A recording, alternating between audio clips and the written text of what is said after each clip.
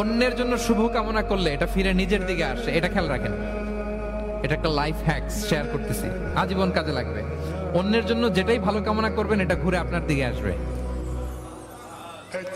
অনেকে বলে হুজুর ওর জন্য দোয়া করে আমার কি লাভ?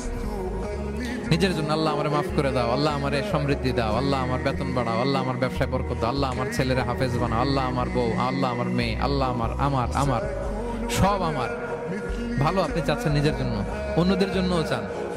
আল্লাহ আমার সব ভাইদেরকে মাফ করো, আল্লাহ আল্লাহ আমার গোটা মুসলিম উম্মাকে তুমি বরকত দাও, কল্যাণ দাও, নেতৃত্বে আসার তৌফিক দাও, আল্লাহ সবাইকে সুস্বাস্থ্য দাও।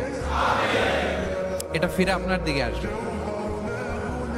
অন্যের জন্য শুভকামনা বহুগুণ বৃদ্ধি হয়ে নিজের দিকে রিটার্ন করে। বিষ্ণু সাল্লাল্লাহু এটাই বলেছেন, মা মিন আবদিন মুসলিমিন ইয়াদউ লিআখিহি বিযাহরিল গায়বি ইল্লা ক্বালা লাহুল মালাকু ওয়া লাকা বিমিসলিন। কেউ যদি তার ভাইয়ের অনুপস্থিতিতে তার ভাইয়ের জন্য দোয়া করে, ফেরেশতারা ওই দোয়াটা তার জন্য আগে আগে করে। তাহলে অন্যের জন্য শুভকামনা করলে, দোয়া করলে লাভ না লস? ধরেন আমি মোশাররফ ভাইয়ের জন্য দোয়া করলাম যে আল্লাহ মোশাররফ ভাইকে তুমি সুস্থ করে দাও, তখন ফেরেশতারা বলে আল্লাহ যিনি দোয়া করতেছে তার যদি কোনো রোগ বালাই থাকে আগে তারে সুস্থ করে দাও। ধরেন আমি বেলায়েত ভাইয়ের জন্য দোয়া করতেছি, আল্লাহ বেলায়েত ভাইয়ের এই সমস্যা আল্লাহ তুমি দূর করে দাও, ফেরেশতারা বলবে আল্লাহ যিনি দোয়া করতেছে তার যদি এই সমস্যা থাকে আগে তারে এটা দূর করে দাও।